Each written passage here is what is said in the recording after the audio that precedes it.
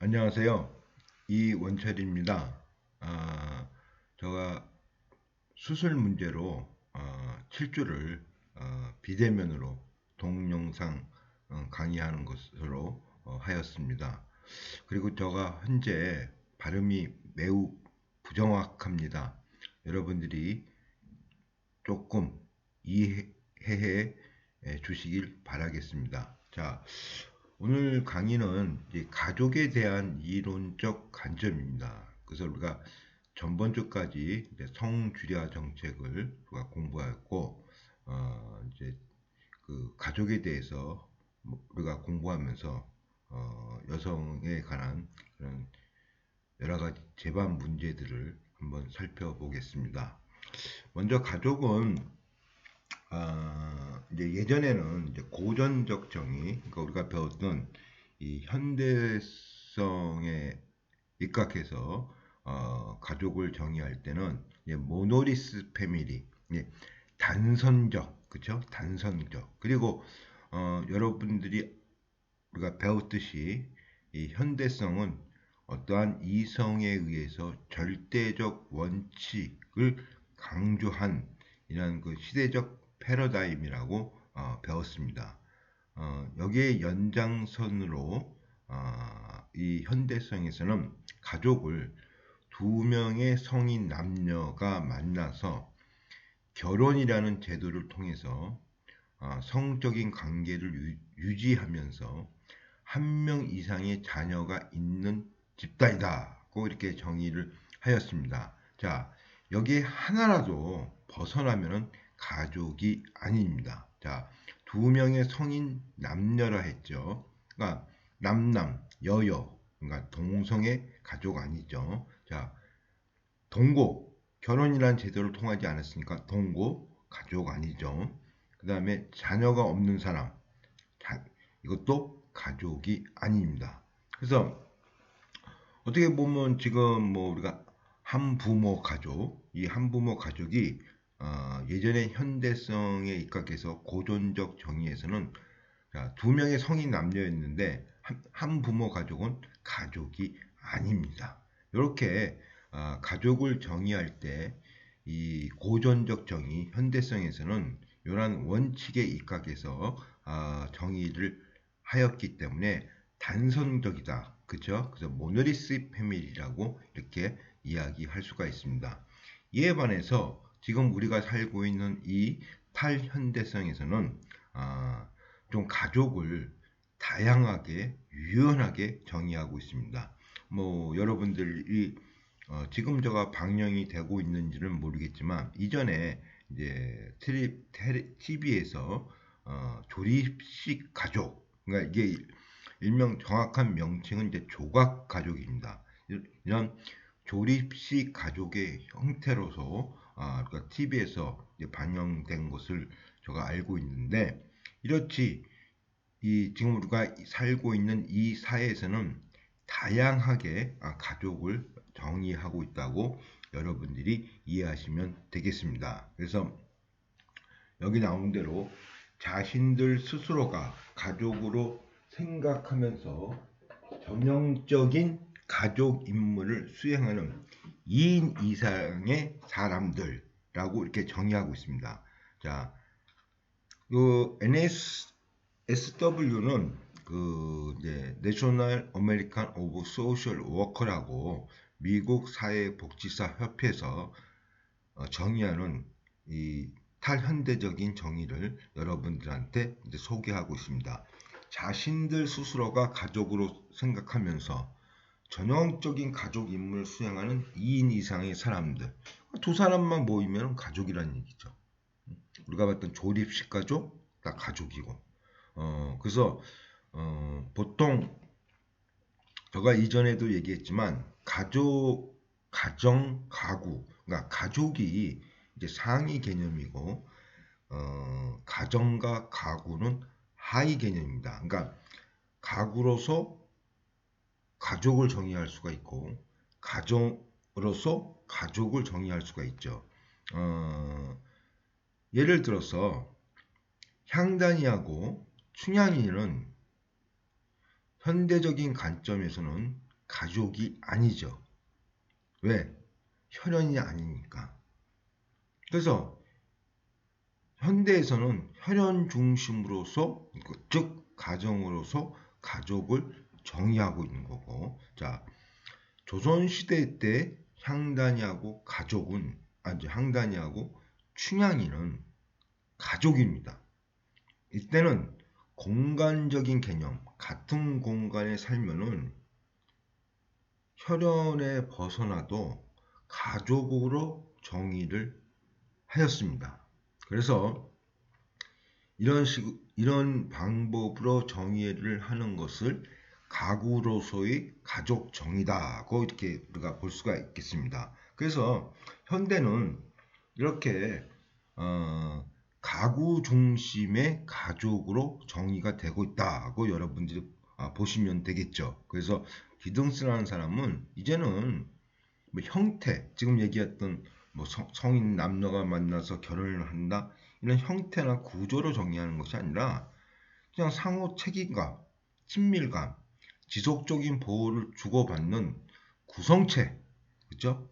구성한다는 얘기죠. 조립식 가족처럼 구성돼서 여러 가족이 같이 사는 거죠. 그래서 서로 상호 뭐 책임감, 친밀감 이렇게 하면은 다 가족이라는 얘기죠. 그래서 이렇게 정의를 내는 것을 우리가 이제 포스트 모던 플렉셔블 패밀리, 그래서 플렉셔블이라는 것은 이게 다양하죠.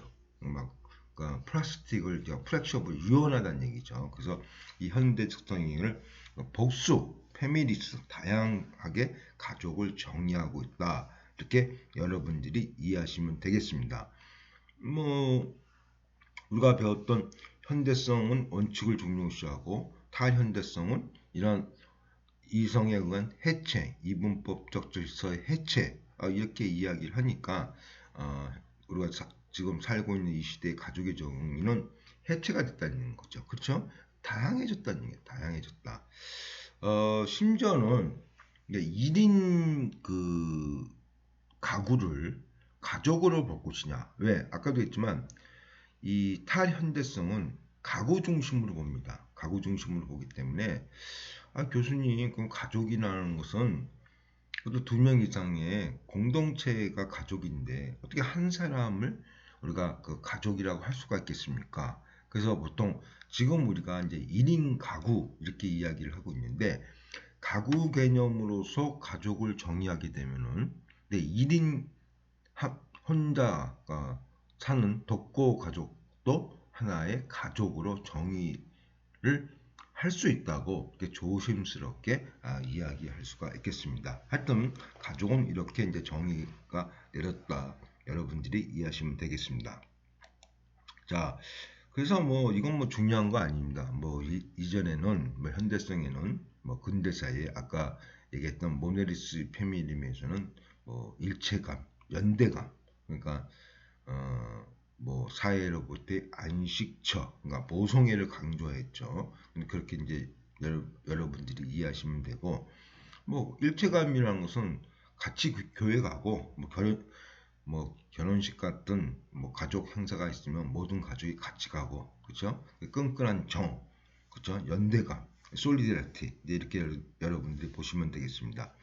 이에 반해서 이제 지금 우리가 살고 있는 이 사회에서의 가족의 가장 중요한 문제는 일체감과 연대감을 유지하면서 개별성, 그러니까 여러분들의 개개인의 개별성을 어떻게 또 보장해 주냐. 다시 얘기해서 일체감과 개별성의 조화, 이 조화가 현대사회의 가족에서 아주 중요한 문제로 대두되고 있다고 볼 수가 있겠습니다. 예전에는 뭐 그냥 일체감, 연대감 했지만 지금은 최소한의 그 일체감을 유지하면서 그 다음에 여러분들의 어떤 그 개별적 독특성을 가족이 인정해 줘야 된다. 그 조화가 아주 중요시되는 그러한 것이라고 이해하시면 되겠습니다. 뭐 이 가부장제는 여러분들이 좀 많이 배웠죠. 그래서 이제 그 사회주의 가부장제, 그 우리가 제2의 물결에서 이 지금 남녀의 차이가 있다, 그 차이는 뭐 생물학적 요인 그런 면도 있지만 중요한 것은 이 차이를 어떤 정당성을 제공하는 이 자본주의적 가부장제가 문제가 된다. 그래서 자본주의 가부장제를 어떻게 해결할 것인가? 이것이 이제 상당히 중요한 문제라고 저희가 이야기를 했죠. 그래서 뭐 가부장제는 뭐 여기 나온 대로 이제 헬린 메인이라는 사람이 원시 시대 인류 상태를 가부장제로 이론을 하면서 가부장제의 가족을 진화의 한 형태로 봤다. 그러니까 뭐 봉건주의적 생산 양식이 맞는 가부장제. 그래서 이제 로마 그 원시 공사 그 고대 그리스 시대의 가부장제에서는 뭐 생사 여탈권까지도 갖는 절대적이다. 이제 이렇게 이제 이야기를 이제 하고 있습니다. 근데 이제 여기서 이제 뭐 생사 여탈권이라는 것은 뭐 무조건 뭐 남자가 뭐 시드는 것이 아니고 큰 문제가 있을 경우, 그러니까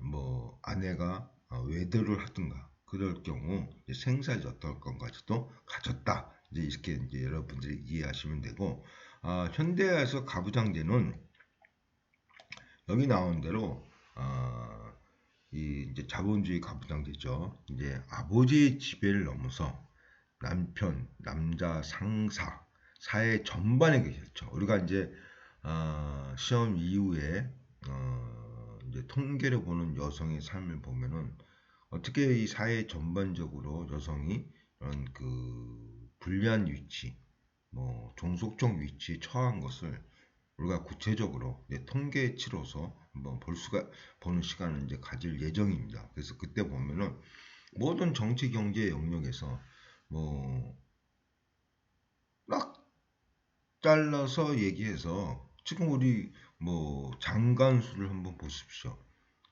남성이 많죠. 국회의원도 그렇고, 그렇죠? 심지어는 뭐 은행 특히 은행 지점장이 제가 기억이 잘 안 나지만 여성 그 은행장이 한 명인가 두 명 정도 우리가 시중은행 이거 볼 수가 있고 증권사는 딱 한 명의 그 지점장만 여성입니다. 증권사 사장이 대표이사가 딱 한 명입니다. 이렇게 뭐 사회 전반에 걸쳐서 여성이 이제 성평등적인 이제 위치를 차지하지 못하고 있다 이렇게 볼 수가 있고 이런 것까지도 전반적으로 포함해서 이 자본주의 가부장제를 정의하고 있다고 여러분들이 이해하시면 되겠습니다. 자, 제가 그 구조기능주의 이제 제가 자세하게 제가 얘기는 안 하겠습니다. 자, 사회를 보는 데는 이제 실제론 여러분들 고등학교 때 배웠지 실제론과 명목론이 있고 실제론에는 이제 구조기능주의와 갈등주의, 그다음에 사회 명목론은 상징적 상호작용주의 이렇게 이제 뭐 명목론에서 뭐 상징적 상호작용주의 이렇게 구체적으로 안 배웠다고 저는 알고 있습니다. 그래서 하여튼 이 사회 실존으로 보는 이 구조기능주의는 뭐 간단합니다. 사회가 뭐냐? 인간의 유기체에 비유한 겁니다. 살아 숨쉬는, 자, 내가 지금 살아 숨쉬고 있습니다. 그러면 나의 부속품, 뭐 신장, 심장 이런 것들이 원활하게 기능을 해야 내가 살아 숨쉬는 거죠. 그렇죠? 필수적인 이 요소들이죠. 자, 사회도 똑같이 인간 유기체처럼 이러한 기능을 하는 것들이 반드시 있어야 된다. 그래야 이 기능들이 원활히 기능을 해야만이 사회가 존속된다. 그래서 이 그림은 이제 이 구조 기능주의를 이제 그 집대성하신 탈고 파슨스라는 분이 이제 이제 그 사진이고 이렇게 그 인간 유기체 나를 이 사람 그러니까 숨쉬는 유기체를 비유해서 사회를 보는 것을 우리가 보통 시스템, 체계 이론이라 합니다. 시스템 이론. 그래서 여러분들은 자본주의 사회에서는 모든 조직도 그렇고 다 체계 이론 쪽으로 봅니다.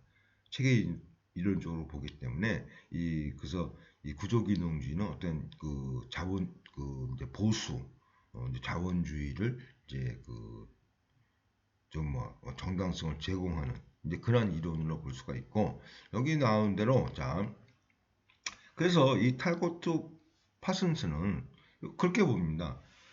자 위가 나의 몸에서 어떠한 역할을 하냐. 자, 여러분들 위를 한번 정의해 보세요. 위 나름대로 독특한 정의가 없어요. 나가 살아 숨쉬는 것에 비유해서 위가 무슨 기능을 하냐? 음식을 그라인딩한다. 이렇게 정의만 하죠. 그런 식으로 자, 가족이라는 것이 이 사회에서 무슨 역할을 하냐, 무슨 역할을 하냐. 이런 관점으로 보는 거죠. 위가 나의 몸에서 무슨 역할을 하느냐. 똑같은 얘기죠. 근데 위 자체를 중요시하지 않는 거죠. 마찬가지로 가족이 이 사회에서 무슨 역할을 하냐. 이 사회가 살아 숨쉬는 데 있어서 무슨 역할을 하냐. 그럼 가족 자체로서는 정의를 안 하는 거죠. 다 사회에서 어떠한 역할을 하는 것에 기준해서 가족을 정의하는 거죠.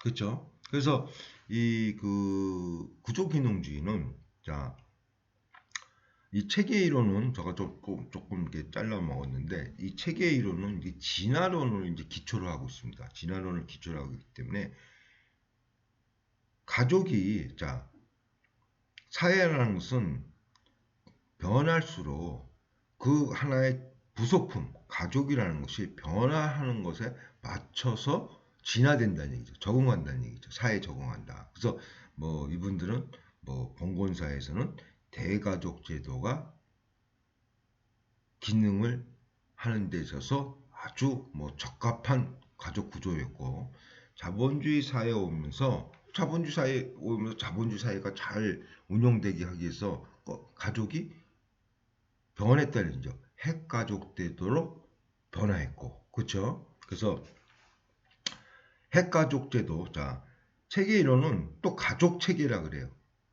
가족 단위로 또 체계 이론으로 서브 시스템으로 계속 이제 분해 나갑니다. 자, 가족이 구성원인 엄마, 아버지, 아이가 어떠한 역할을 해야만이 가족이 원활하게 유지되냐 이거예요. 그렇죠? 가족이 단위만 바뀌는 거죠. 가족이 어떠한 기능을 해야 사회가 잘 운영되냐.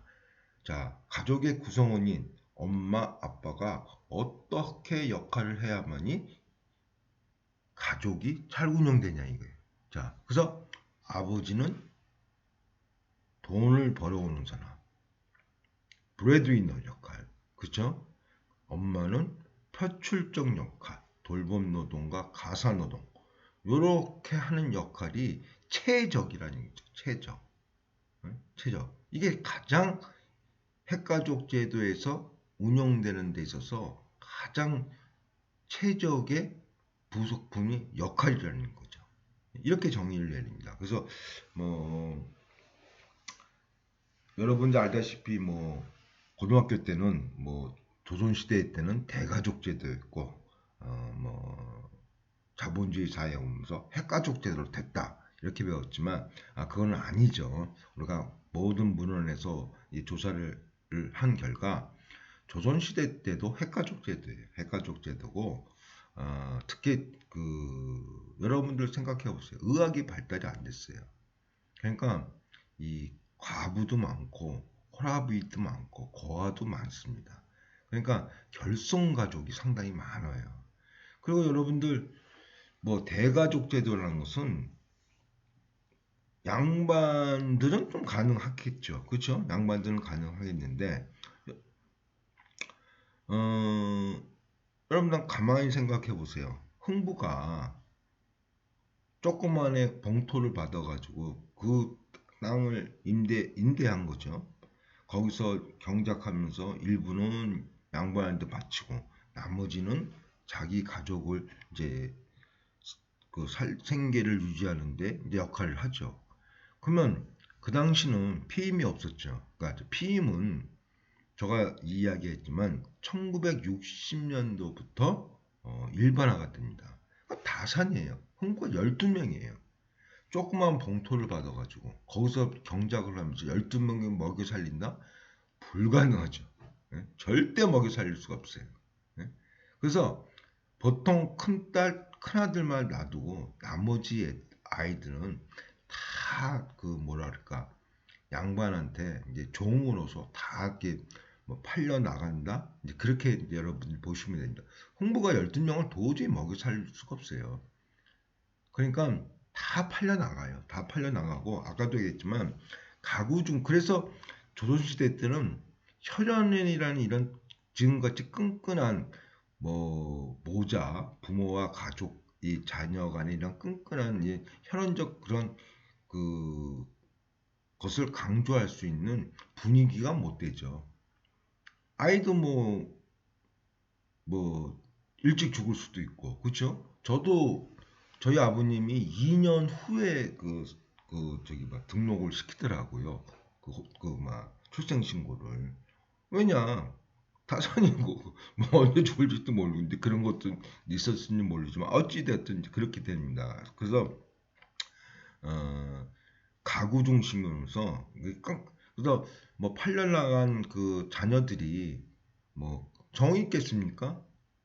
8년 나갔는데 그래서 뭐 평생 안 보고 이렇게 저기 막 삶을 마감한 친구들도 있고 뭐 봐봤자 뭐 그냥 뭐 평생 한두 번 정도 이 정도입니다. 끈끈한 정이 없어요. 이 끈끈한 정은 우리가 배웠지만 자 자본주의 가족제도 그렇죠? 같이 가죠. 그래서 가족제도에서 가정 중심, 혈연 중심의 가족제도를 강조하면서부터 우리가 지금의 이제 여러분들의 같이 이제 자녀와 부모 간의 어떤 끈끈한 혈연 관계 이런 것이 이제 생성된 거지 이전 사회는 이제 그러지 않았습니다. 그래서 하여튼 이 뭐 양반이야 뭐 경제적 능력이 있으니까 뭐 대가족 제도를 당연히 운영할 수도 있죠. 근데 제가 얘기했지만 양반은 조선시대의 전체 인구에서 많아봤자 10%예요. 초기는 5%, 조선 말기 오면서 10%, 뭐 11%그 정도예요. 그러니까 10% 인구를 가지고 조선 사회를 말한다? 그 이야기는 지금 우리가 살고 있는 사회에서 지금 우리가 1대 9 아닙니까? 10% 그쵸? 10% 정말 잘 사는 사람들 보고 지금 대한민국 사회를 평가하는 거라고 똑같은 얘기죠. 그래서 양반 중심으로서 그 조선 사회를 본다는 건 문제가 많죠. 그래서 뭐 이 구조균형주의는 뭐 우리가 여러분이 고등학교 때 배우신 뭐 대가족제에서 핵가족제도가 같다. 뭐 직장과 뭐 일터가 저기 막 가정과 일터가 분리되면서 이렇게 배웠지만 아니죠. 조선시대 때도 핵가족, 지금도 핵가족. 조선시대 때는 지금보다 결손가족이 더 많았다는 거 여러분들이 이제 기억하셔야 됩니다. 어찌되었든 이 파슨스는 자 사회가 살아 숨지려면 내가 살아 숨쉬려면 위가 있어야 되고 심장이 있어야 되고 심장이 있어야 하듯이 이 사회도 필수적인 네 가지 기능을 해야 된다. 최소한도 이 네 가지 기능을 해야만이 사회가 살아 숨쉰다는 얘기죠. 그래서 이 네 가지 기능이 자 적응 기능, 어댑테이션이죠. 적응한다. 경제, 목표 달성 기능, 자, 정책을 만들어서 어떤 목표를 달성하는 거죠. 정치, 그 다음에 뭐예요? 통합 기능, 통합시켜야 된다. 종교, 미디어, 그 다음에 뭐예요? 유형 유지 기능. 이게 맨 처음에 이제 잠재적 기능이라 하셨다가 나중에는 이제 메인티넌스, 유형 유지 기능이라 그렇게 하셨는데 유형 유지. 자, 우리나라가 유지가 되려면 출산을 해야 되죠. 그렇죠? 자, 우리가 이제 보통 출산에 있어서 인구 유지선이 2.1입니다. 우리가 지금 5천만이죠. 우리가 5천만이 계속 가려 그러면 출산력이 2.1이 유지되어야 5천만 명이 계속 가는 겁니다. 지금 0.75죠. 작년이 그러니까 2021년도는 0.82, 81, 지금은 0.75예요. 또 떨어져. 7로 떨어졌어요. 그러니까 이 우리나라에서 가장 큰 문제는 북한도 문제지만 정말 심각한 문제는 출산이에요. 이 출산율을 올리지 않으면은 우리 민족은 스스로가 자멸한다는 그런 결론이 나옵니다. 아주 이게 큰 문제입니다. 자, 그래서 출산, 그 다음에 지금의 문화를 사회화시켜서 계속 전승시켜야 되죠. 그래서 뭐예요? 유형을 유지시키는 거는 교육제도, 가족 이렇게 보시면 됩니다. 그래서 여기 나온 대로 뭐 핵가족은 자연적 진화에 적응의 산물로, 그렇죠? 그러니까 일터가 벌리면서 핵가족이 났고 뭐 보편적이다. 그다음에 자연 발생적이다. 이렇게 보는 거예요. 자연 발생적이다. 우리가 그 마르크스 페미니즘에서 봤지만 가족제도는 자연 발생적이 아니죠. 사유재산에 의해서 가족제도가 탄생됐다는 거죠. 이게 이제 그 마르크스 페미니즘 분들이 보는 가족제도의 탄생이죠. 자, 이분들은 진화의 결과 잘 적응하고서 자연 발생적으로 가족제도가 탄생됐어. 이 사회가 유지되기 위해서 그 자연 발생적이다. 이걸 강조하는 거죠. 그래서 뭐 아까 되겠지만 이 가족이 또 잘 유지되려면 표출적, 도구적 역할. 그래서 이분들은 이제 애정으로서의 가족을 중요하시하고 가족 이데올로기. 근데 가족 이데올로기라는 것은 뭐냐면은 우리가 보통 그런 말을 해요. 뭐 특히 이제 유영철 여러분들 이제 가장 사람을 많이 죽인 유영철이가 잡혀서 하는 첫 마디가 난 너무 학대를 당했다. 내가 여러분들처럼 애정이 많은 가족에서 태어났으면 난 이런 일을 하지 않았다. 네? 나는 학대를 많이 당하고 엄마가 나를 버렸다. 그래서 난 여성에 대한 혐오가 많다. 이렇게 이제 그 인터뷰를 하는 내용을 봤는데 이게 바로 가족 이데올로기예요. 뭐 건강한 부모 밑에서 건강한 자녀가 나온다. 그렇죠? 이게 가족 이데올로기예요. 우리가 뭐 여러분도 물론 드물지만 아주 뭐 한부모 밑에서 자랐든가 아니면 뭐 보육원 출신에서 자랐든가 이런 친구들은 이런 가족 이데올로기에서는 맞지가 않죠. 예? 근데 어려운 환경 속에서도 뭐 성공하는 사람들도 비일비재하고 하여튼 이게 바로 가족 이데올로기다 이렇게 이야기를 했다 이제 보시면 됩니다. 그래서 하여튼 자, 두 번째는 이제 그 사회 실제론 이 갈등주의 이제 컴플리티시즘. 저는 이제 전반적으로 이제 갈등주의를 물론 이제 학자마다 이제 뭐 루이스 코저 뭐 이런 사람들 갈등주의를 놓고 있고 뭐 그렇지만 저는 그냥 갈등주의를 이제 교황적 수준에서 이제 마르크스를 중심으로 이제 갈등주의라고 이야기하고 있습니다. 그래서 이제 마르크스하고 이제 요번 옆에 있는 분은 친구, 그렇죠? 엥겔스죠. 그래서 우리가 얘기했듯이 엥겔스가 많은 경제적 도움을 줬죠. 그래서 이제 마르크스는 이제 그 우리가 봤지만 그 여기는 아직도 안 봤죠. 이제 우리가 이제 조금 볼 건데 상품의 이해를 하면서 이제 그 돌봄 노동에 대한 경제적 가치, 예, 그러니까 지금 우리가 돌봄 노동을 가치화 시켜야 된다. 이렇게 이제 그 여성 단체들이 이제 이야기하고 있는데 이 돌봄 노동에 대한 경제적 가치, 이것은 이제 마르크스 상품의 이해에서도 물론 그분이 이제 그런 뜻에서는 왜냐 그 당시만 해도 뭐 페미니즘 그런 말이 못 나왔으니까 이분이 이제 1867년도에 이제 자본론을 썼기 때문에 그러고 나서 88년도 89년도에 돌아가시죠. 그래서 일권만 쓰고 이제 돌아가셨는데 하여튼 돌봄노동의 경제적 가치야라는 그런 것도 우리가 그 자본론에서 우리가 볼 수가 있고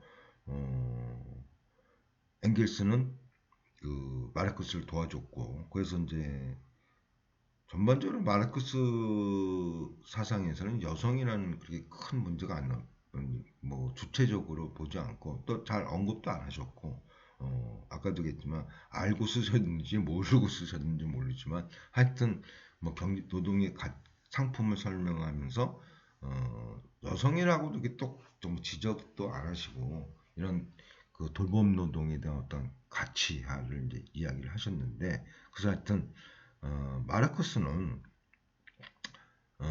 대부분 이 여성에 관해서는 엥겔스 이야기를 이야기하고 있습니다. 그래서 우리가 그 마르크스 페미니즘에서 한번 배웠죠. 배워서 다시 한번 간략하게 얘기했지만 뭐 반복되지만 엥겔스는 가족 제도의 탄생을 아까도 봤지만 사유재산, 그렇죠?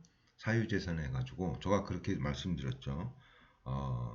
북한이나 대한민국이나 이 자식을 한테 준다는 것은 단위만 틀리지.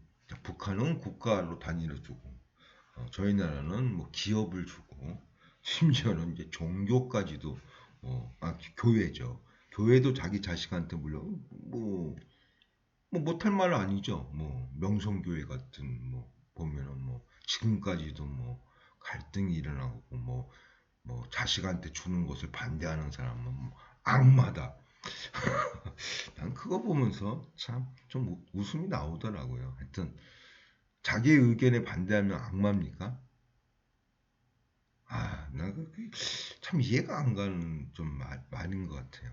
암만 그 막 화가 나고 그랬지만 자기 자식한테 주는 것에 반대하는 것에 대해서 능력이 있고 그러면 당연히 뭐 갈 수도 있죠. 그건 큰 문제가 아니에요. 근데 뭐 그분이 능력이 있는지 없는지 저는 모르겠어요. 근데 그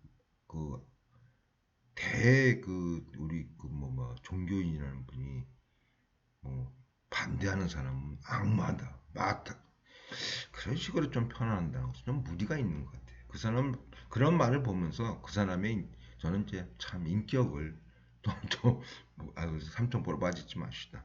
괜히 또 말 잘못했다가 말 잘못하는 거죠. 내 뜻이 그런데 뭐 그게 인격적으로 그게 못 관한 행동이지. 그게 모르겠어요. 그것만 뚝 잘라가서 가지고 전반적인 그 흐름을 보도는 안 하고 이게 어떻게 보면 하나의 시뮬라크라죠. 한 부분만 딱 잘라가지고 우리한테 보이기 때문에 그것을 강조하기 위해서 기자가 그렇게 했는지 모르지만 어찌됐든 그것만 볼 때는 참 문제가 많은 그런 말이죠. 어찌됐든 이런 식으로 자 얘기했죠.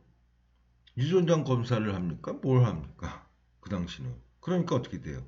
내 자식만 나라는 얘기죠. 여자를 가둬놨다. 가족 제도가 탄생했다. 이것을 이제 강조하는 것이고, 자, 이분들은 이렇게 그 사유재산을 위해서 억제적인 가족 제도를 만들었으니까 그 안에 살고 있는 나나 여러분들이나 어머님이나 아내나가 얼마나 평등하고 행복하게 살 수 있냐 갈등 없이 이제 거기에 대해서 많이 언급을 하시는 거예요.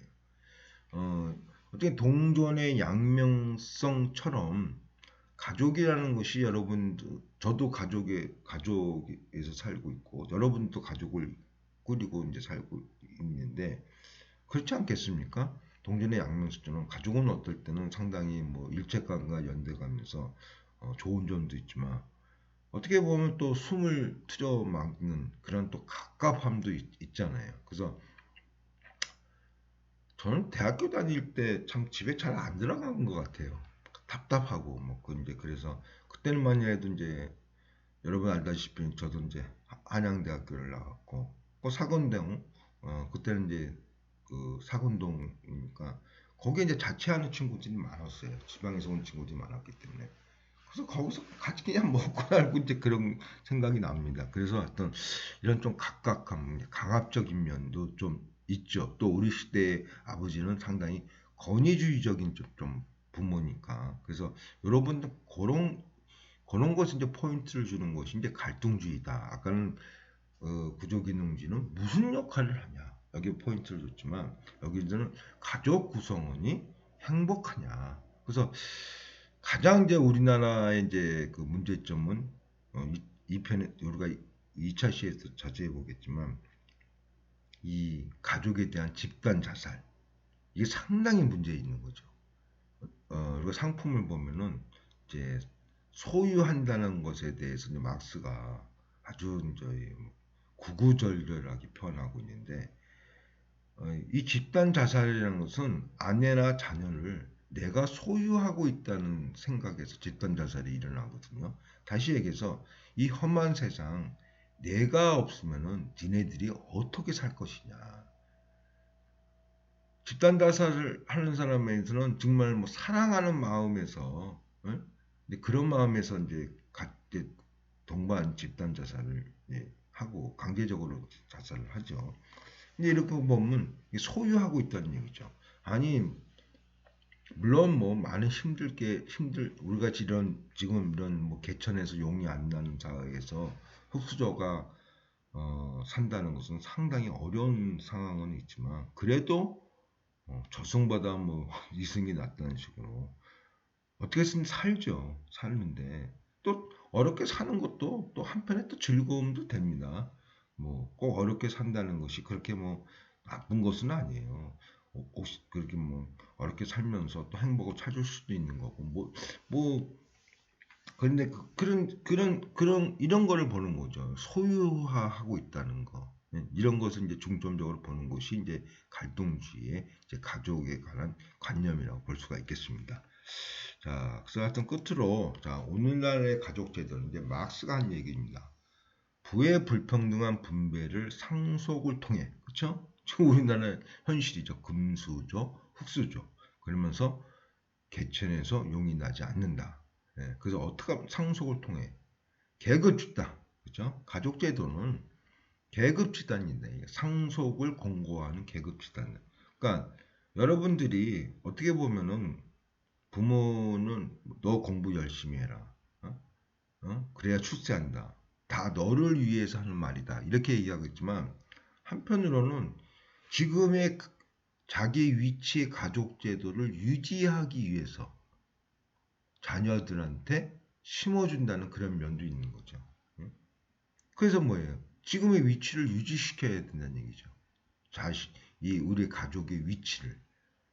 그래서 막스는 이 가족을 계급 집단 규정되고 있고 보고 있고 뭐 여기 나온 대로 반사회적 가족, 뭐 부하 빈곤의 세습 기구로서의 성격을 갖고 있고 뭐 가사 노동을 통한 여성의 착취, 사적 공간이라는 미명 안에 벌어지는 개인들의 억압. 그러니까 지금은 뭐 많이 그러면 이제 사라졌지만 예전에 이제 가정 폭력이 일어나면은 그런 말을 많이 했죠. 아니 이게 사적으로 내가 하는데 왜 당신이 참여해? 이건 내 문제야. 이게 사적 공간. 지금 그런 거 가정 폭력은 이제 공적 그 공간으로 바뀌었죠. 예전엔 그랬습니다. 그래도 아직까지도 내 자식 내가 야단치는데 왜 그래? 보통 이제 요즘 여러분들 알다시피 요즘 초등학교 중학교 학생들은 인권을 상당히 강조하면서 자란 세대이기 때문에 부모가 뭐 뺨따기 한 대 때리면 학대죠. 학대가 돼가지고 바로 아이들이 신고를 합니다. 우리 때는 뭐 꿈에도 못 꾸죠. 부모를 신고하다 그러니까 보통 이렇게 신고를 당하면은 옛날에 이제 그 권위주의적인 곳에 자랐기 때문에 어떻게 아들이 자식이 아버지를 신고하냐? 그리고 경찰한테 가서 아니 내가 내 자식 좀 교육을 시키는데 이게 뭐가 문제냐 이게 그렇죠? 이런 식으로 이제 아직까지도 그 의식의 변화가 못 일어나신 분들은 그렇죠. 좀 얘기를 하시죠. 그렇게 볼 수가 있고, 뭐 가서 노동을 통한 여성의 착취, 아까 돌봄 노동, 이게 왜 착취냐? 간단히 얘기해서 돌봄 노동을 이제 경제적 가치로 인정하게 되면 내가 지금 100원을 받는다고 생각해 봅시다. 자, 근데 이 100원에서 10원이 그 우리 와이프의 돌봄 노동의 가치다 인정하게 되면 나는 100원에서 10원이 의무적으로 나가요. 그렇죠? 의무적으로 나가. 그러면은 나는 100원에 대해서 계약을 했는데 10원이 의무적으로 나가니까 자본가는 나한테 110원을 줘야 돼요. 그래야 10원을 빼고 나는 100원에 대한 가치를 받는 거죠. 그렇죠? 이게 바로 그 돌봄 노동의 경제적 가치화. 돌봄 노동의 경제적 가치화가 이래서 상당히 그 문제가 많고 또 현실화되기도 어렵죠. 아니 기업이 갑자기 그 아내한테 주는 이런 것을 비용으로 잡아가지고 110원을 줘야 되는 거 아니에요. 100원 줬던 곳을 110원을 주면 기업이 다 망한다고 난리치죠. 그렇죠? 인건비가 그렇게 올라가는데 그래서 줘야 되지만 안 주고 있는 거죠. 착취죠.